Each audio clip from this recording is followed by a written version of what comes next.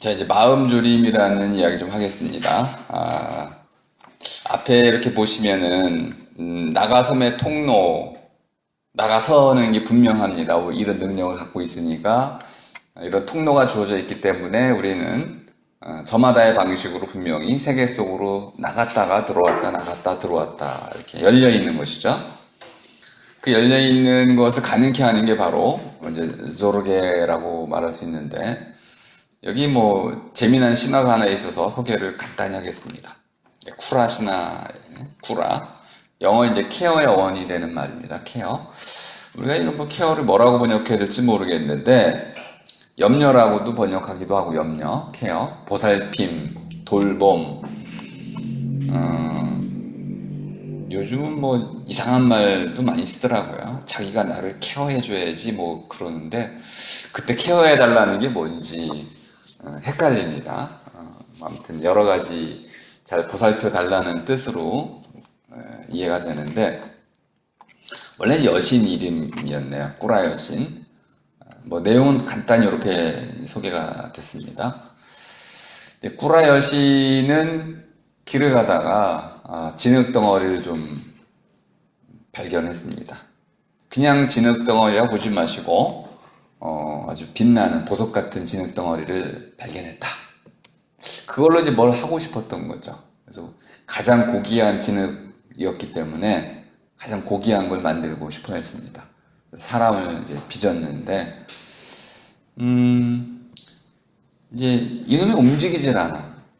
그래서 이제 움직임의 원천이라고 말할 수 있는 푸시케라고 말하는 움직임에 살아있게 만드는 그 원천인 그 푸시케를 주피터에게 좀 불어넣어 달라고 했습니다. 훅 불어넣었더니 이제 이 진흙이 움직인 거죠. 사람으로 살아가게 됐습니다. 근데 이 살아있게 된 후무스, 진흙 덩어리를 뭐라고 불러야 되는지를 놓고 꾸라하고 주피테르하고 이제 사이에 마찰이 좀 생겼습니다. 그런데 이 둘 사이에 이제 마찰을 누구죠? 시간의 신에게 가서 물어봤더니 아주 간단한 편결을 내려줬는데, 일단 살아있는 동안은 이제 꾸라 여신의 이름 네가 만들었으니까 꾸라 여신의 이름으로 이제 소유로 돌려주는데, 이름은 만들어진 재료로 붙였습니다. 그래서 우리가 휴먼 할 때 휴먼을 사람이라고 이해하고 있지만은 원래 의미로는 진흙 또는 흙덩어리 이런 뜻이네요. 재료를 가지고 이름 붙이는 경우는 흔치는 않아요. 재료로 이름 붙이는 경우는 많지 않잖아요. 근데 최초의 명령 가운데 하나인 이제 사람을 재료로 이름 붙였다는 것도 아주 흥미로운 겁니다. 그러니까 신의 입장에서 보자면은 보잘것없는 놈이란 뜻이 되겠습니다. 그런데 살아있는 동안, 움직이는 동안은 꾸라 여신의 지배를 받게 됩니다. 마음을 졸이게 되는 것이죠. 죽게 되면 이제 그 영혼은 주피테르에게 다시 돌아가게 되고 흙은 땅으로 돌아가게 됩니다. 그럼 이제 꾸라 여신은 아무것도 갖지 못하게 되는 거죠. 이런 인간의 어떤 신화를 가지고, 이제 창조 신화를 가지고 이제 하이데거가 아주 자신의 이제 설명 틀을 이제 왜 내가 조르게로 잡았는지를 이야기해주고 있습니다. 이 조르게 세 가지가 있는데, 베조르게, 피아조르게, 그냥 조르게, 이 세 가지를 이제 설명하고 있습니다. 이건 어려운 개념들이 아니기 때문에 번역은 제가 완전히 새로 했습니다. 오른쪽에 보면 이제 기존의 번역어들을 써놨죠. 배려라고 했습니다. 려라는 것은 근심한다는 겁니다. 근데 이 배려라는 말은 우리가 흔히 쓸 때는 자리를 배려하거나 입장을 배려하거나 다른 사람의 어떤 사람에 대한 것이죠. 사물을 배려하진 않습니다. 누군가 다른 사람을 관계에 맞춰서 그를 이제 존중하는 태도, 이것을 배려라고 하죠. 심지어 우리는 동물에 대해서도 배려를 하라고 요구하고 있습니다. 요즘은 배려의 범위가 점점 넓어지고 있긴 하지만은 중요한 건 배려는 주로 사람에 대해서 이제 마음을 쏟아주는 것이죠. 하이데거 말하는 이 배조르게는 사람에 대한 게 아니고 도구에 관한 것입니다.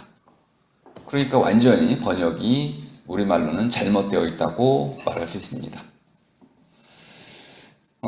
우리가 망치질을 할 때 잘못하면 손을 다치죠. 그러니까 망치질에 온 신경을 쏟게 됩니다. 그러니까 배조르게는 신경을 쏟는 거예요. 마음을 쏟는 것, 온 마음을 다하는 것, 어떤 일에 대해서. 이것이 바로 배조르게입니다. 공부에 온 마음을 다 쏟는 것이죠. 자기가 하고 있는 어떤 일이 네. 네. 그게 배려입니다. 배려. 짝배자죠. 그죠? 마치 남을 자기처럼 여겨서 그를 근심해 주는 거, 염려, 걱정해 주는 거. 이게 배려입니다.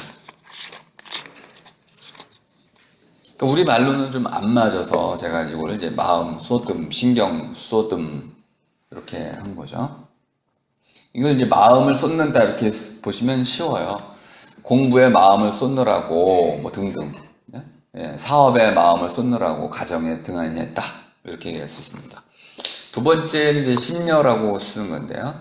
심려는 우리가 일반적으로는 염려를 끼쳐드렸다, 심려를 끼쳐드려 죄송합니다 할 때 그 심려죠.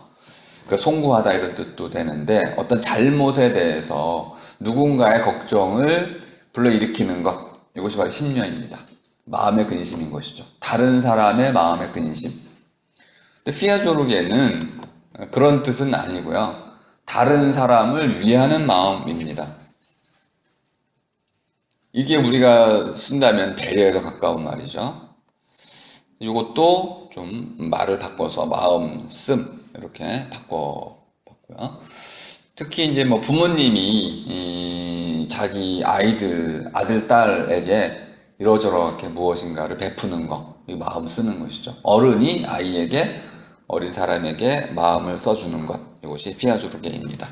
물론 우리는 서로 마음을 쓸 수 있습니다. 그래서 아랫사람도 윗사람에게 마음을 써줄 수가 있는 것이죠. 가까운 사람들끼리 하는 게 바로 마음 쓰기입니다. 세 번째가 이제 마음 조림인데요. 염자는 제가 한번 설명을 드린 적 있죠. 지금 떠오르는 생각을 염이라고 합니다. 그러니까 좀 이상합니다. 염려, 근심, 어떤 경우는 이제 그 조르게를 우수로 번역한 분도 있어요. 그럼 우수는 멜랑콜리를 우수라고도 번역을 하고 있는데, 이 정도가 되면 이제 뭐 번역의 혼란은 극에 달하게 됩니다. 조르게라는 것은 제가 농담을 했었죠, 그죠? 목 조르게. 마음을 확 조르는 거죠. 그 고등어 찌개를 말씀드리기도 했는데, 이렇게 마음을 조리는데 이 조리게 되는 가장 중요한 까닭은 앞날, 가능성 때문입니다. 이유가 있는 것이죠. 요거를 이렇게도 설명드릴 수 있습니다. 잘못될까봐. 까봐라는 게지, 까봐. 어떻게 잘못될까봐. 마음을 졸이는 거죠. 그 잘못되는 것을 피하고 내가 원하는 바대로 이루기 위해서 이제 마음을 졸이게 됩니다. 마음 졸이는 주체는 그러니까 내가 아니고 가능성, 어떤 잘못될 가능성이 바로 마음을 졸이게 만드는 주체입니다. 그러면 마음을 졸이기 위해서는 나의 미래, 나의 앞날, 나의 가능성이 나에게 여러 밝혀져 있어야 되는, 이해되어 있어야 됩니다. 근데 우리는 앞서 말씀드린 대로 나 자신의 앞날에로, 과거뿐만 아니라 미래로 나가서 있죠. 내 세계는 단순히 공간이 아닙니다. 그 세계는 역사적 공간이죠. 그러니까 나의 과거에로 되돌아가 있고, 내 현재에 마주 서 있고, 내 미래로 나가 서 있는 것이죠. 그 나가섬의 방향은 시간적으로는 과거, 현재, 미래, 공간적으로는 여기와 저기. 이 전체가 바로 거기란 뜻이었습니다. 그러니까 마음 졸임의 가장 근본적인 이유는 내가 나의 미래로 나가서 있다는 거네. 근데 내가 나가서 있는 그 미래가 갑자기 잘못될 것만 같아요. 뭔가 내가 원하지 않는 일들이 일어날 것 같습니다. 그럴 때 마음이 졸이는데, 졸이는 까닭은 잘못을 피하고 올바른 일을 이루기 위하고자 함이네. 이거 욕망이라고도 할 수 있고 바람이라고도 할 수 있습니다. 우리에겐 이러한 욕망과 바람이 있는 것이죠.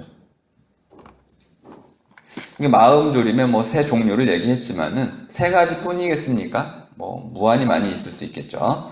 이런 건 중요하지 않기 때문에 넘어가고요. 이것도 제가 재미있게 설명하려고 영화 한 편을 가지고는 왔는데, 더 리더라는 영화입니다. 한번 먼저 보시고 설명을 들어보시죠.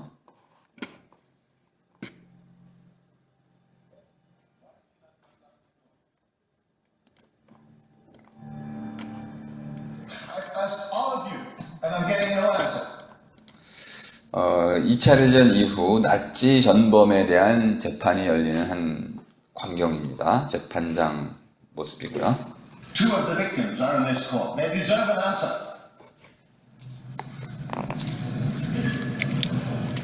This is the SS report you all have copies. This is the report, which was written, approved, and signed by all of you immediately after the event. In the written report, 지금 주인공의 표정이 읽히시나요? 뭔가 문서를 들고 읽기 시작하자 당황해합니다. 문맹자인 거죠. 글을 읽을 수가 없고 글을 쓸 수가 없습니다.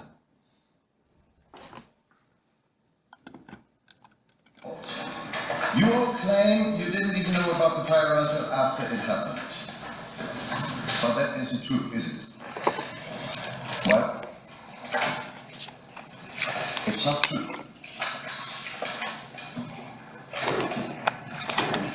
I don't know what you're asking. The first thing I'm asking is why didn't you unlock the doors? Obviously. For the obvious reason. We couldn't.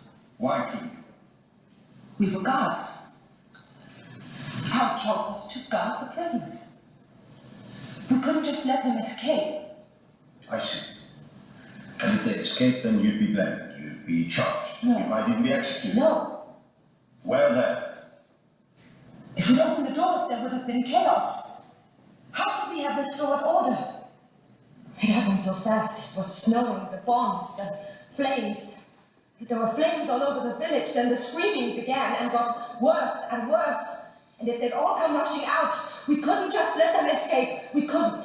We were responsible for them. So you didn't know what was happening. You did not. You made a choice. You let them die, rather than risk letting them escape. The other defendants have made an allegation against you. Have you heard this? 간단한 설명을 드리자면은 이제 세계대전 말미에 이렇게 유대인들을 한 교회에 모아두고 경비원들로 하여금 지키도록 했는데 폭격이 일어나서 불이 났습니다.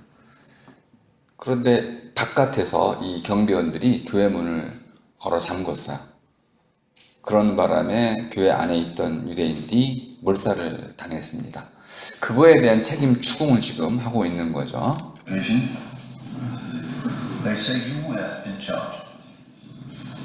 It isn't true. I was just one of the guards. She was in charge. It was her idea. Of course she was. Did you write the report? No.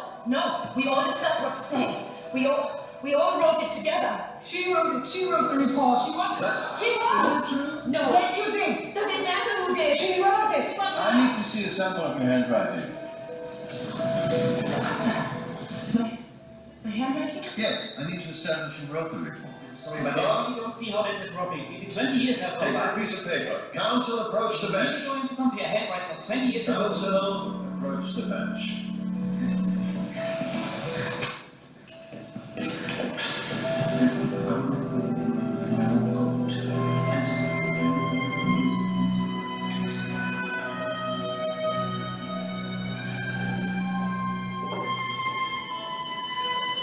listen to you.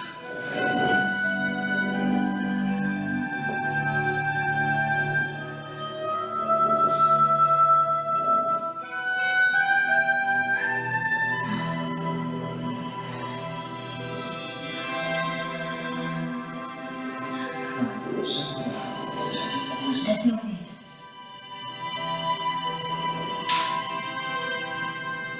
I wrote the report.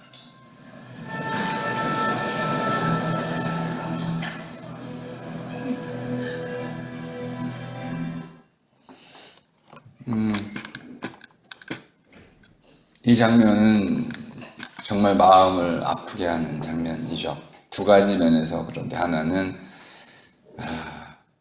전범 재판을 받고 있다는 것 때문에 그렇고요. 정말 무고한 사람이었지만 자기가 뭘 하는지를 몰랐어요. 자기가 무슨 짓을 하고 있는지를 모른 채 그냥 열심히 자기 일을 했던 것이죠. 그게 죄가 되는지 그게 악행인지 이런 것들을 판단할 수가 없었던 한 여인이죠.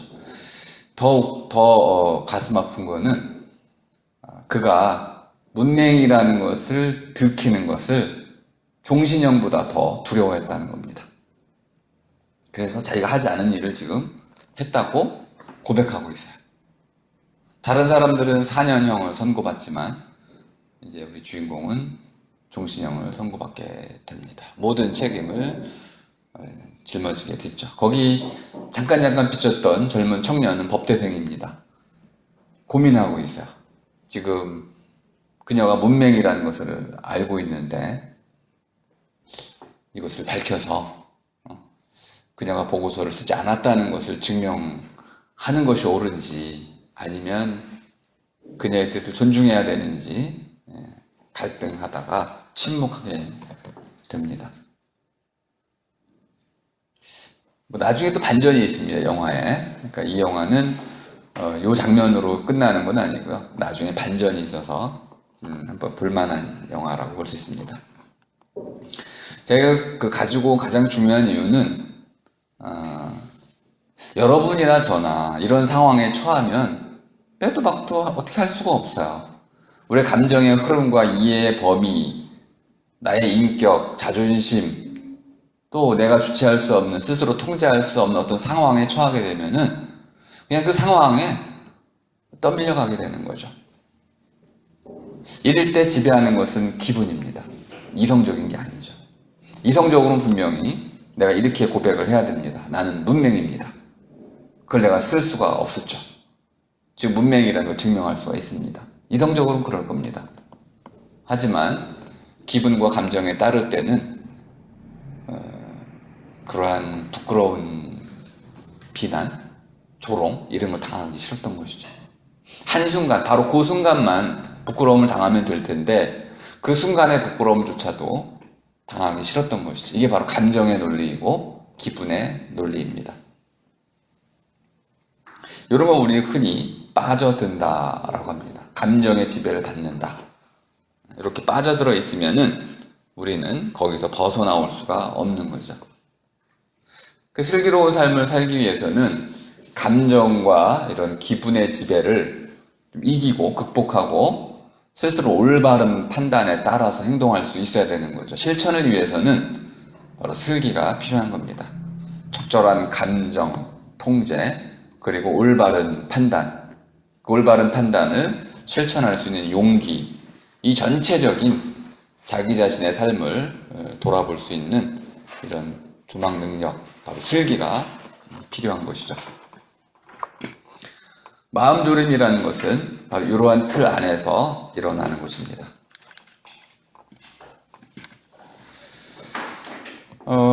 이제 우리가 마음을 졸이면서 삶을 살아가는데 하이데거에게서는 마음을 졸이는 궁극적인 원인이 하나 있습니다. 그게 진짜 마음을 졸이는 건지 아닌지는 좀 여러분도 고민해 보실 필요가 있습니다. 저는 죽음은 공포의 대상은 아니라고 생각을 합니다. 여러분 죽음을 공포스러워한 적이 있으신가요? 죽음 자체는 결과입니다. 바로 이 죽음을 가지고 우리를 위협할 때 우리는 공포를 느끼게 됩니다. 죽이겠다고 위협을 할 때 공포를 느끼는 거죠. 하지만 죽게 되면 공포를 당연히 느낄 수가 없습니다. 그 죽음이라는 것은 하나의 결과인데 이 결과가 뭐냐면 더 이상 어떠한 삶도 가능하지 않다는, 내가 지금 현재 살아있는 이 모든 것을 불가능으로 만드는 상태, 이것이 죽음인 것이죠. 하이데거의 죽음이 그렇다는 겁니다. 아까 완성으로서의 죽음은 아니네요. 그죠? 그럼 이런 죽음을 가지고 호랑이나 자동차나 병이나 이런 것들이 우리를 으르고 위협을 할 수 있습니다. 그렇게 으르고 위협을 할 때 거기에 내가 을러지거나 위협을 당하면 공포에 사로잡히게 됩니다. 근본적으로 우리는 죽음에 맞닥뜨리고 죽게 되는 이런 상황을 피하고자 하는 거죠. 달아나고자 합니다. 그러니까 공포의 가장 근본적인 원인은 죽음으로부터 달아나고자 하는 본능인 것이죠. 유로파 리포트에 보는 것처럼 죽음을 받아들이면 공포는 없습니다. 놀라운 거죠. 그죠? 우리가 죽음에 대해서 이것을 달아나고 피하려고 하는 순간 공포는 생겨나지만 그것을 받아들이는 순간 공포는 사라진다. 어쨌든 하이데거에게서 이 죽음이라는 것은 우리의 삶의 모든 가능성이 끝나는, 삶의 가능성이 끝나는 불가능성, 이렇게 이해가 됩니다. 그리고 바로 우리가 이 죽음으로 나가서 있기 때문에 우리가 마음을 졸인다고 이야기를 하고 있습니다. 그럴듯한가요? 이제 반문을 해볼 수가 있는데요. 이제 우스꽝스러운 반문입니다. 신은 불멸자, 불사자, 죽지 않고 사라지지 않는 자가 신이라고 규정을 했었습니다. 그럼 여러분이 죽지 않는다고 한다면은 마음 졸임이 없을까요? 또는 이렇게도 얘기할 수 있네요. 무한한 세컨드 찬스, 거듭거듭 새로 시작할 수 있는 가능성이 열려 있다면 우리는 뭐 공포나 두려움, 불안 이런 걸 느낄 필요가 있을까요? 마음 졸일 필요가 있을까요? 게임할 때 어떤가요?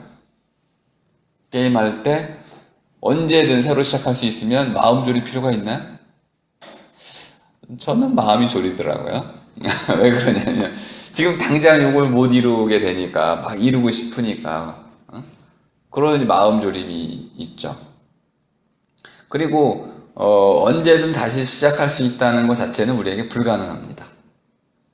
그래서 마음 졸임이라는 것은 이렇게 어떤 가능성이 우리에게 완전히 사라질 때 그것을 내가 깨닫게 되면 마음 졸임이 일어난다고 볼 수 있습니다.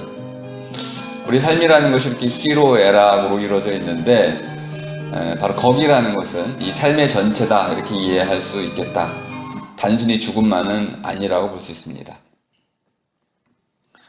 죽음의 의미를 어떻게 이해할 것인지가 참 어려운데요. 하이데거에게는 이 한마디로 이해가 됩니다.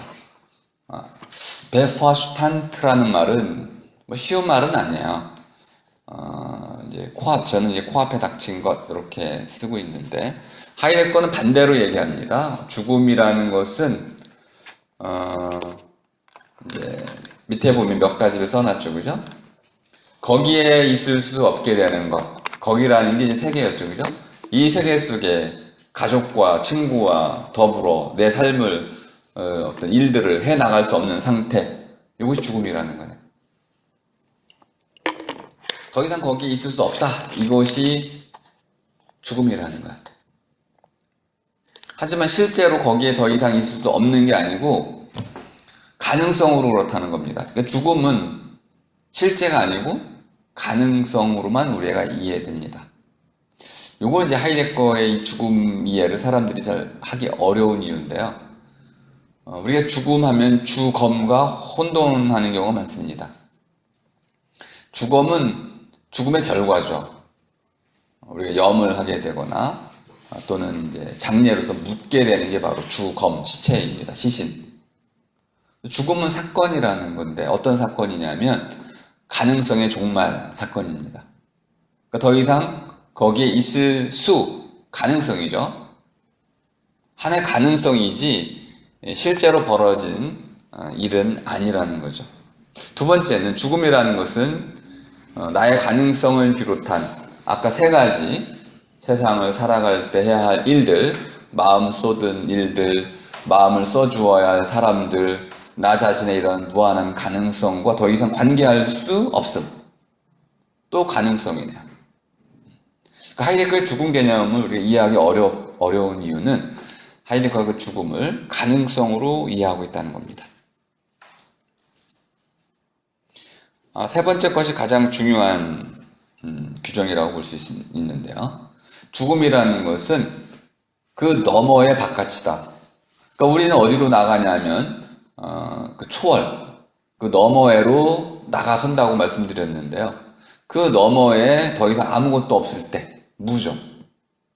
이것이 바로 죽음이다. 그 너머에 산 넘어갔더니 또 산이 있어요. 그럼 아직 안 죽은 것이네요. 근데 그 너머에 더 이상 그 어떠한 너머도 없을 때 그것을 바로 우리는 죽음이라고 이해할 수 있다.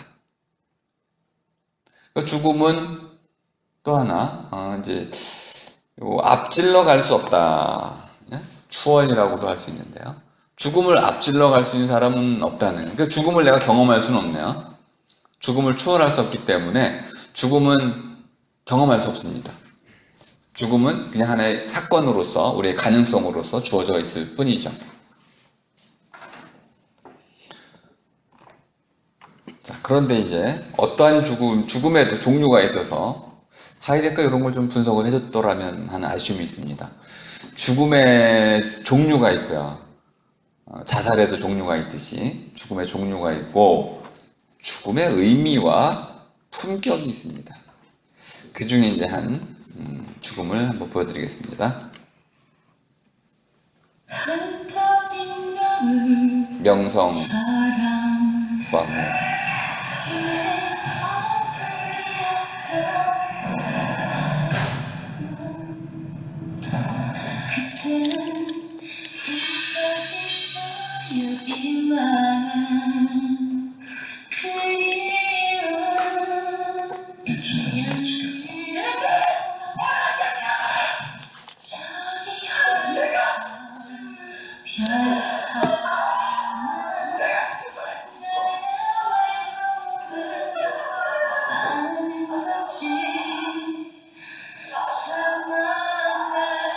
조수미의 노래입니다.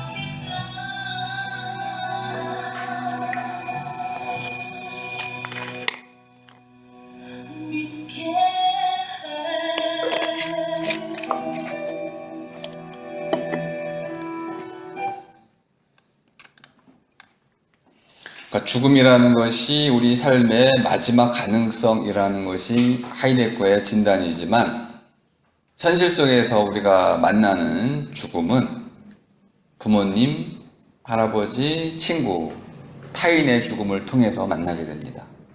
나의 가능성으로 만나는 죽음은 극히 드물고 일반적으로는 다른 사람의 죽음을 통해서 죽음의 의미를 깨닫게 되는 것이죠. 이런 죽음의 가능성을 하이데거가 좀 차단해놔서 사실 죽음의 본래적 의미가 제대로 드러나 있지는 않습니다. 죽음은 단순한 가능성은 아니고 우리의 운명입니다. 이 운명을 우리가 바꿀 수 있는지는 모르겠어요. 이제 우리가 죽음을 질병으로 이해하는 이런 의학적 관점들이 생겨나고 있기 때문에 죽음은 극복이 될 수도 있습니다. 하지만 그렇다고 해서 현재 우리에게 죽음이 우리의 운명이 아닌 것은 아니죠. 단순한 가능성이 아니고 죽음은 우리에게 하나의 운명이 피해갈 수 없는 그런 운명인 것이죠. 그렇기 때문에 죽음을 두려워할 이유는 별로 없다고 할 수 있습니다. 두려워해야 될 것은 다른 데에 있는 것이죠. 이렇게 이제 마음을 졸여야 할 이유도 우리가 죽어야 하기 때문에 마음을 졸일 필요는 사실 없습니다. 어떤 것을 이루고자 할 때는 죽음과 무관하게 분명히 마음이 졸여집니다. 내가 한 친구를 위해서 뭔가 좋은 일을 하고 싶을 때 그 일이 잘 안 되면 친구가 큰 고통을 받게 될 때 그 일을 잘 해내야겠죠. 그럼 잘 해내고자 하는 마음이 일면 분명히 나는 마음이 졸이게 됩니다. 그러니까 죽음과 상관없이 우리는 사실 다양한 종류로 마음을 졸일 수 있게 되는 거죠. 다른 사람의 죽음에 대해서 우리가 깊이 눈여겨볼 필요가 있습니다. 우리가 유일하게 죽음을 경험한다면 다른 사람의 죽음을 통해서인 것이죠. 물론 이제 하이데거가 이런 강조의 말을 했습니다. 죽음은 그 누구도 대신할 수 없다. 나의 죽음은 오직 나만이 죽을 수 있다. 이건 가능성은 또 아니네요. 다른 사람의 죽음을 통해서 경험하는 죽음은 가능성으로서의 죽음이 아닙니다. 운명으로서의 죽음이죠. 이건 앞에서 얘기한 것과 좀 다르다는 걸 알 수 있습니다. 그 다음에 다섯 번째, 죽음에 대한 오해들이 있다는 것인데요. 사실 이거는 비유적인 것으로 이해할 수 있습니다. 오해라기보다는 죽음에 대한 다양한 비유들, 길이 끊기는 것이다. 죽음은 삶의 길이 끊기는 거죠. 이게 잘못된 비유인가요? 저는 그렇진 않다고 보는데요. 죽음이라는 것은 더 이상 삶을 살아나갈 수 없게 되는 자리를 말하는 겁니다. 그런 부분이 분명히 있는 것이고요. 미완성. 그림으로 보자면은 어떤 부분을 다 그리지 못하고 끝을 맺는 거죠. 이것도 죽음이라고 볼 수 있습니다. 바람. 먹거리 비유는 좀 천박하긴 하네요. 그죠? 냉장고에 음식이 떨어지는 거? 그러면 에너지 개념으로 사용하고 있는 겁니다. 우리 의학에서는 이런 개념으로 많이 사용하고 있습니다. 우리의 이제 세포의 재생, 자기 복제가 더 이상 일어나지 않게 되면 죽음을 맞이한다. 또는 활성산소가 많이 일어나가지고 우리 몸 안에서 더 이상 이제 이러한 분해가 일어나지 않으면 죽음을 맞이한다. 이렇게 얘기하는 것들은 바로 이러한 에너지 고갈로서의 죽음을 얘기하고 있습니다. 잘못된 설명은 아니고 과학적 설명이라고도 할 수 있습니다. 죽음이라는 것은 이제 완성으로서의 열매가 무르익는 것과 다르다라고 말하고 있는데요. 죽음을 한편으로 우리말로는 죽다 하면은 우리 이제 밥이 있고 죽이 있는데 죽처럼 뭉그러지는 게 바로 죽음입니다. 이게 좀 부정적인 거네요. 우리말로 이제 돌아가시다라는 말도 있습니다. 죽다보다는 품위가 있고 신화적 의미가 있습니다. 그리고 신선 사상과 연결되어 있습니다. 돌아가시다라는 것은 신선이라는 것은 죽는 게 아니고 원래 왔던 곳으로 되돌아가는 것이죠. 신선이 된다는 것은 왔던 곳으로 되돌아간다 이런 뜻입니다. 그러니까 죽다라는 말 자체가 아주 부정적인 말이기 때문에 어떻게 설명을 해도 그 부정성을 벗어날 길은 없는데 요거를 이제 돌아가시다라고 하면은 좀 의미가 완전히 달라진다는 것을 알 수 있습니다. 죽음의 말을 우리가 뭘로 선택하느냐도 죽음을 이해하는 데 큰 도움이 되는데요.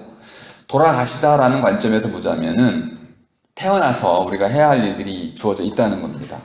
그걸 뭐 천명이라고 해도 좋고, 사명이라고 해도 좋고, 소명이라고 해도 좋고, 무엇인가 내가 해야 할 일을 갖고 태어난 거죠. 그 일을 다 하고 나면 돌아가는 거죠, 뭐. 그러니까 돌아간다는 말의 의미에는 태어나서 해야 할 일을 갖고 있었다는 것, 그리고 그것을 완수하고 돌아가야 된다는 이런 책임, 의무, 당위 이런 개념들이 들어가 있습니다. 그러면 이제 유학에서 말하는 또는 불교에서 말하는 완성의 개념이 죽음 안에 들어가 있다는 것을 알 수 있죠. 그러니까 죽다는 말 대신에 돌아가시다, passed away 이렇게도 이제 많이 쓰게 되는데요. 훨씬 좋은 표현으로도 우리가 쓸 수 있습니다. 근데 사람들의 경우에는 이 죽음을 되게 부정한다는 거야. 평균 수명 얘기를 많이 이제 언급하고 있는데, 여러분들은 지금 젊잖아요. 나도 언젠간 죽겠지. 하지만 지금은 아직 아니야. 라는 논법을 쓴다는 겁니다. 하이데크는 이렇게 뭐 재미난 표현을 쓰고 있는데요. 사람은 누구나 죽기에 이미 충분히 늙었다.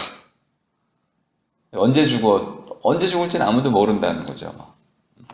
그런 방식으로 평균 수명을 통해서 또 이런 예도 들고 있습니다. 누가 병문안 갔는데 곧 돌아가실 거라는 걸 알고 있어요. 그런데 다시 일어나서 뭐 열심히 또 사셔야죠. 이렇게 위로의 말을 건넨다는 겁니다. 우리는 그런 위로의 말을 통해 가지고 또 용기를 얻기도 하죠. 또 가끔은 기적이 일어나기도 합니다. 이런 방식으로 사람들은 평균 수명 또는 기적, 서로 간의 위로 이런 말들을 통해서 끊임없이 자기 자신의 죽음으로부터 달아나려, 잊어버리려 한다는 거죠. 이걸 이제 하이데거는 비본래적인 삶이다 이렇게 쓰고 있습니다. 이 부분도 이제 고민을 좀 하셔야 될 겁니다. 본래적인 삶이라는 게 뭐 자신의 죽음에 맞닥뜨리기만 하면 본래적 삶이 되는 걸까요? 아니면 사람의 본래적 삶에는 어떤 나름대로 사람다운 모습이라는 게 있는 건 아닐까요? 본래적 모습을 맞닥뜨린 히틀러가 사람을 저렇게 많이 죽였다면 그것도 본래적인 모습인가요? 그럴 순 없지 않을까요? 사람의 본래적 모습은 그가 사람이 난 사람다운 어떤 모습에 의해서 틀어진 것이라고 봐야 될 겁니다. 그러니까 내가 나의 죽음에 맞닥뜨리기만 하면 본래적인 삶이 되는 게 아니라 사람다운 삶이라고 하는 어떤 앞선 틀이 주어져 있고 그 틀을 이루면 나는 본래적인 것이고 그 틀에서 벗어난다면 비본래적인 것이다. 이렇게 규정하는 것이 좀 마땅하지 않을까 이렇게 생각을 합니다. 동양에서 말한 인의예지라든지 아리스토텔레스가 말했던 그런 버추, 아랫대 사상 같은 거, 지혜, 절제, 용기 뭐 이런 것들, 이런 것들이 충족이 된 사람은 본래적 사람이고 그런 걸 잃어버린 사람들은 인의예지 없는 사람을 뭐 본래적 사람이라고 할 수 없다는 거죠. 죽음에 맞닥뜨려 있을지라도 오히려 이런 그 악당들이야말로 자신의 죽음에 더 적극적으로 맞닥뜨려 있지 않나요? 그러니까 하이데거 이 규정, 자신의 죽음에로 앞질러 달려가서 자기의 죽음을 떠맡고 사는 삶, 그것이 본래적이다라고 말하는 것은 제가 보기엔 아주 위험한 발상인 것처럼 보입니다. 본래 비본래를 나눈다면은 우리 사람다움이라는 그런 기준을 좀 제시를 해야 될 거라고 봅니다. 이런 고민 좀 해보시고요. 그 다음에 이제 양심을 좀 설명드릴 텐데, 양심이라는 것은 사실 동서양이 너무 다르게 이해하고 있어가지고 설명이 굉장히 어렵습니다. 특히 이제 칸트의 양심 개념이 대표적인데요. 이제 칸트 하면 우리 정한명령으로 아주 유명합니다. 양심의 법정이라고 표현하고 있죠. 정언이라는 거는 임페라티브라는 건 명령입니다. 명령. 황제의 명령 이런 걸 말하는 것이죠. 누구든 따르지 않을 수 없는 그런 명령. 그러니까 도덕 법칙이라는 것이 마치 그런 황제의 명령과 같다는 거예요. 근데 그 황제의 명령을 따르기 위해서는 반드시 양심을 지켜야 됩니다. 양심을 저버린 사람은 그 명령을 따르지 않는다는 거죠. 그러면 양심이 있고 그 법칙을 들은 사람은 도덕적으로 행동한 건 맞죠. 칸트는 이걸 잘 보여줬습니다. 그런데 이제 문제는 그 양심이 뭔지가 좀 어렵습니다. 시대마다 바뀔 수 있고 남녀 다를 수 있고요. 베르길리우스의 그 사랑의 기술에 보면 그냥 만나는 여자들을 강간하라고 충고하고 있잖아요. 이게 무슨 양심입니까? 그 시대, 로마 시대의 양심일 수는 있지만은 오늘날 우리의 양심은 아니고 트럼프의 공격을 트럼프가 공격당하는 걸 보세요. 음담 패설조차도 이제는 해서는 안 될 것으로 양심의 범위가 좀 굉장히 엄격해지고 있습니다. 시대마다 달라진다는 게 문제가 되는데요.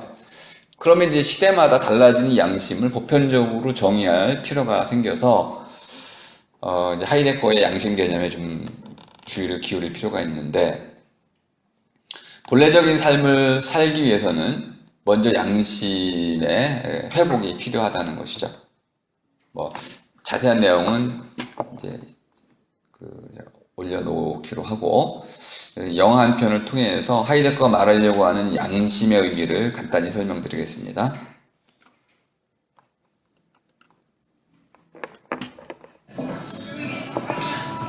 아바타라는 영화입니다.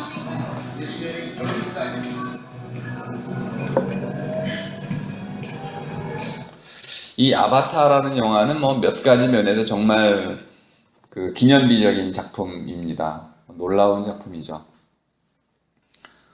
내용적으로 보면은 인류의 미래를 아마 잘 그려놨고요. 또 에너지 고갈의 위기를 우리가 어떻게 해결하려고 할 것인지도 잘 그려놨고요. 또 인간의 탐욕도 잘 설명해 놓고 있습니다. 또 그 탐욕이 작동하는 원리도 잘 설명을 해 놓고, 제국주의적 방식이라는 거야. 또 하나는 이제 3D를 구현하고 있어서 상당히 영화 기법으로도 그 이전에도 물론 있었지만은 가장 완벽한 기법을 이제 선보이고 있고, 또 영상미로 보자면은 아바타라는 새로운 이건 인도 신화에서 온 거잖아요. 그걸 가지고 또 배경은 또 중국이고 장각에 이런 데 쭉 해가지고 그걸 배경으로 하고 있고, 그러니까 동양과 서양, 다음에 새로운 영상 미학, 그리고 새로운 기술 등등 복합적으로 해가지고 정말 완벽한 영화가 아닌가 이런 생각을 좀 하고 있는데요. 여기서 양심 문제가 또 아주 중요하게 부각이 되고 있습니다. Listen to me. You've got 1 hour. Unless you want your girlfriend in there when the axe comes down, you'll get them to evacuate. 1 hour. 자, 이제 연결이 됐습니다. Maetoka, 누구에게 알려줄 rapport.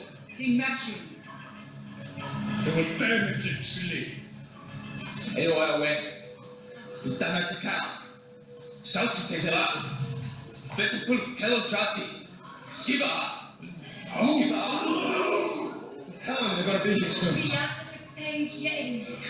You have to leave or you're gonna die. Are you certain of this? But they sent me here to learn your ways. So one day I could bring this message and then you will believe it. What are you saying, Jake? You knew this would happen? Yes. Look, at first, we should orders. And then everything changed. Okay, I fell in love. I fell in love with the forest, with the Kaya people. With you. With you. With you. I trusted you! Trust me now, please. Look out now! Scouser, you got nothing, you're the pig! You will never be one of the people! Now.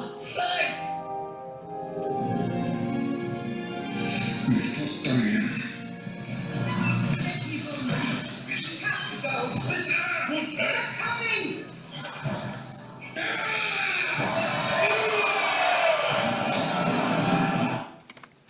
네, 중국에 나비라는 소수민족이 있습니다. 그 나비족을 따온 것이고요. 여기 이 장면은 이제 제이크가 미국 그 해병대 소속인데 그 해병대로서 용병이 돼가지고 나비족들을 이주시키는 그 밑에 천연자원이 있어서 그것을 이제 채굴하기 위해서 나비족들을 이주시키는 이런 일을 이제 맡았던 것이죠. 그 동안에 이제 그러한 자기의 신분 이런 것들을 모두 속이고 심지어는 결혼까지 하게 됐는데요. 지금 마지막 장면에 이제 너무 다급하고 그러다 보니까 자기 신분을 고백하고 모든 것을 다 고백하고 고백을 한 뒤에 진정성을 통할 줄 알았는데 오히려 이제 그 고백이 역효과를 이제 불렀던 것이죠. 자기의 파멸을 알면서도 고백을 하는 것, 이것이 바로 양심이라고 하이데거가 말해주고 있습니다. 그 이전의 삶의 방식은 모두 가짜였고 허위였고 진실된 삶을 선택하면 이제까지 쌓아왔던 나의 모든 것이 한순간에 허물어질 줄 알지만 그럼에도 불구하고 그 진실을 고백하도록 만드는 힘, 이건 이제 부름이라고 독일어로 이제 루텐이라고 썼네요. 자기 내면의 소리라고 우리 칸트가 얘기를 했습니다. 그런 내면의 소리를 듣고 거기에 응답하면서 오직 그 내면의 소리에 따라서만 이제 행동을 하는. 그리고는 앞에 우리 키아르케고로 잘 설명드렸죠, 그죠? 키아르케고로 가장 두려워했던 것은 유혹이라고 말씀을 드렸습니다. 유혹. 사람들의 말에 설득당하는 거였죠. 그렇게 살면 안 돼. 아들을 죽여서는 안 되지. 이런 유혹에 빠지지 않기 위해서 결국은 침묵할 수밖에 없었다. 제이크 역시 마찬가지였습니다. 마지막 순간에 모든 고백을 마치고 사람들이 듣지 않자 변명하지 않고 죽음의 길로 순순히 따라가게 되는 거죠. 이게 바로 양심이라는 거네요. 양심은 누군가에 의해서 강제되는 것이 아니고 스스로 자기 삶 전체, 이 개라는 말은 전체란 뜻입니다. 이건 비센은 안다는 뜻이고요. 우리말과는 전혀 다릅니다. 개비센이라는 것은 우리말로 번역이 좀 어렵습니다. 이것저것 과거, 현재, 미래 모두를 통틀어 아는 것. 이게 양심이라고 할 수가 없죠, 우리말로. 그죠? 우리말로 양심은 좋은 마음입니다. 선량한 마음, 좋은 마음, 바른 마음 이런 거죠. 하지만 독일어로 양심은 그런 뜻이 아니네요. 부분적으로 보지 않고 전체를 깨달아 아는 것, 이것이 양심입니다. 양심이라는 건 그 전체를 깨달아 아는 것인데 그 전체는 서양에서는 죽음 이후 신 앞에까지도 가게 됩니다. 그러니까 신의 맹세를 하는 거죠. 신 앞에 맹세하고 그 앞에서 신에게 부끄럽지 않은 그런 행동을 하는 것, 그것이 양심입니다.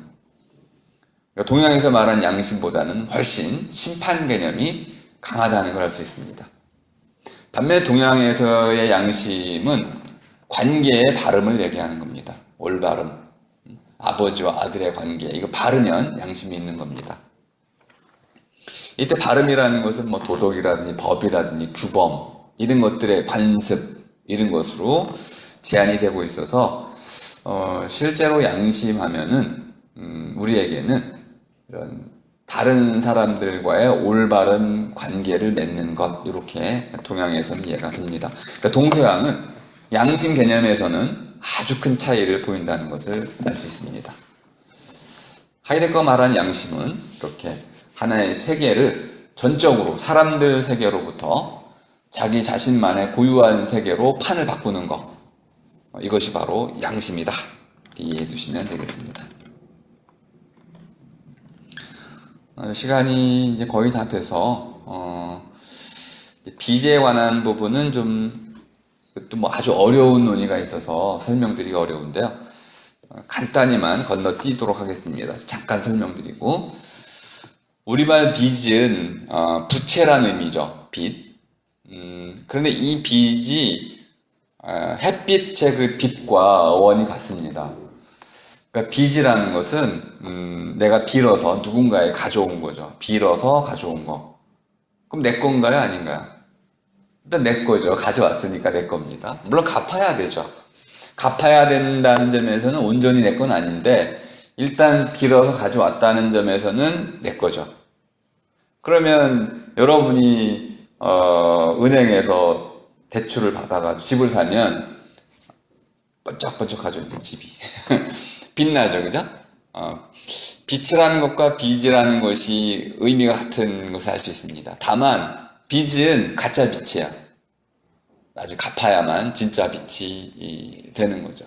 빚의 핵심 개념은 떠맡아야 한다는 겁니다. 그러니까 내 삶은 빚이에요. 그러니까 여러분들 자신의 삶은 모두 빚으로서의 삶입니다. 떠맡아야만 되고 나중에 무엇인가 갚아야 됩니다. 뭐 그런 문제를 쭉 다루고 있습니다. 마음을 졸일 때 왜 마음을 졸이냐면 길미라는 게 길미, 이자. 여러분들이 삶을 살아갈 때 끊임없이 꿈을 꾸죠. 뭐 이것도 하고 싶고 저것도 하고 싶고. 꿈이라는 거는 정말 꾸어오는 겁니다. 꿨으니까 갚아야 되네요. 그죠? 빌어와도 갚아야 되고 꾸어와도 갚아야 되고 둘 다 갚아야 되는데 꿈을 꾸면서 나는 그 꿈을 이루어야 하는 의무를 느끼게 됩니다. 왜? 꿈이 바로 빚이기 때문에 그렇다는 거죠. 뭐 문학적인 설명입니다. 다르게 설명할 수도 있지만은 저는 이 빚이라는 표현만큼은 아주 훌륭한 설명틀을 제공한다고 봅니다. 우리가 왜 열심히 살아야 될까요? 빚을 지고 있기 때문에 그렇다는 거죠. 누구에게 빚을 지고 있나요? 부모님께, 햇빛에, 공기에, 이웃들에게, 또 내 자신의 삶에 내가 태어났다는 그 사실에 빚을 지고 있는 것이죠. 우리가 끊임없이 빚쟁입니다. 그러므로 이 빚을 갚기 위해서 아주 열심히 노력을 해야 되는 겁니다. 하이데거도 이런 종류의 설명을 해주고 있습니다. 이 빚을 빛으로 바꿔가는 것, 이것을 우리는 또 삶이다 이렇게도 말할 수 있습니다.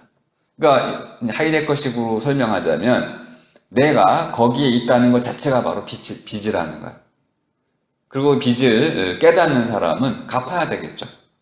그러면 거기에 있을 수 있음들을 이루어 나가는 것, 그러니까 꿈, 재능을 이루어 나가는 것, 어거스트 러시라는 영화를 통해서 보여드리고 싶었던 것인데요.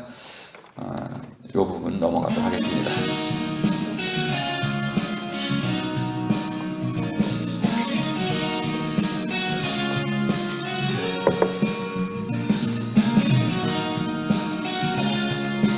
하이데거 강의를 다 듣고 실존에 관한 개념을 다 듣고 나서도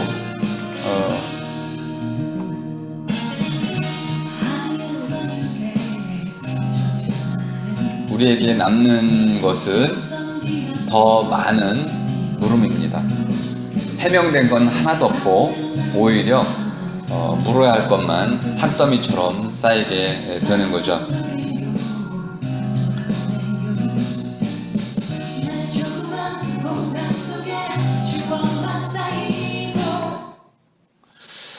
이런 이제 그 물음의 연속, 물음에 이제 물린다고 이제 표현하고 있는 물음의 사태, 이런 주목해 보면 결국 남에게서는 답을 찾을 수가 없습니다.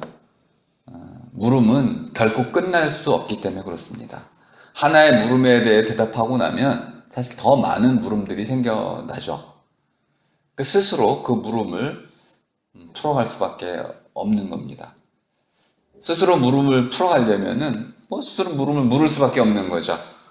스스로 물음을 묻고 그 물음에 대한 올바른 대답을 찾아 나가는 것, 이것이 바로 생각하기라고 말씀드렸습니다. 그러니까 우리가 철학을 통해서 진정 배울 수 있는 바는 생각하는 힘을 기르는 것이지 대답을 얻는 것은 아닙니다. 물음은 끊임없이 물어질 수밖에 없는 것이고 그때마다 대답은 바뀌게 됩니다. 여러분이 나이를 좀 더 먹으면 똑같은 물음에 대해서 또 다른 대답을 하게 되죠. 저 역시 마찬가지죠. 모든 사람이 그럴 겁니다. 동일한 물음에 대해서 우리는 끊임없이 새로운 대답들을 찾아 나가게 되죠. 어느 날 내가 만족스러운 대답을 얻었을지라도 다음 날 그 대답은 아주 하찮은 것으로 여겨질 때가 많습니다. 이게 바로 삶의 비밀 같은 것이죠. 사람은 누구나 완전히 만족한 삶을 살아갈 수는 없습니다.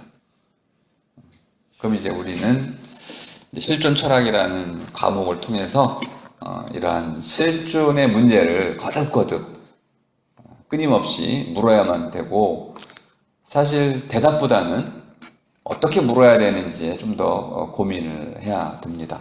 우리 실존 문제를 어떻게 물어야 되는 걸까요? 실존이 무엇이냐고 물어도 되는 건지 고민을 좀 해야 됩니다. 나는 누구인지 이런 걸 물을 때 그 물음 자체에 대해서 고민해 봐야 되는 겁니다. 나는 누구인지라고 물어도 되는 것인지, 나는 무엇이냐고 물어도 되는 것인지, 또 좀 더 근본적인 차원으로 가보자면 나라는 것이 있는지, 이런 물음들은 정말 깊이의 차원에서 보자면은 아주 어둡습니다. 깜깜하죠. 이런 물음들을 다음 시간부터 아마 이제 다시 한번 물어갈 텐데요. 이런 물음으로 넘어가면 이제 철학을 떠나게도 됩니다. 그래서 문학과 만나야 되고요. 문학과 만날 때 2명의 이제 작가를 이제 끌고 들어올 텐데, 제가 뭐 좋아하는 작가들입니다. 하나는 이제 까미, 또 하나는 이제 사르트르.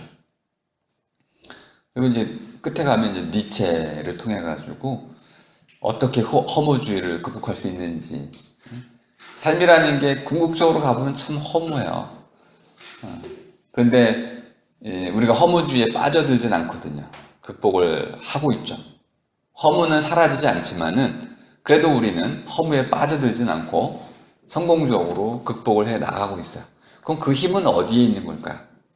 니체를 통해서 그런 것을 찾아볼 수 있습니다. 오늘 강의는 이렇게 마치도록 하겠습니다.